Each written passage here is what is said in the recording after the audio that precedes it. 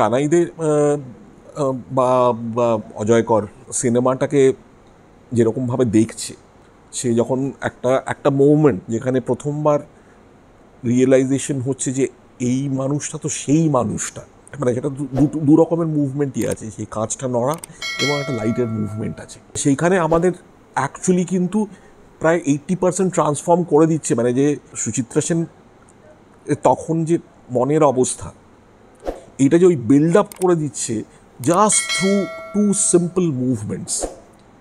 আমি বলছি শুধু ডিরেক্টোরিয়াল দিক থেকে নয়, ক্যামেরার দিক থেকেও বটে। এই দখলটা যতক্ষণ না মানে কোনো একজন ইয়ের মধ্যে থাকে ততক্ষণ মানে এটা সম্ভব নয় করা।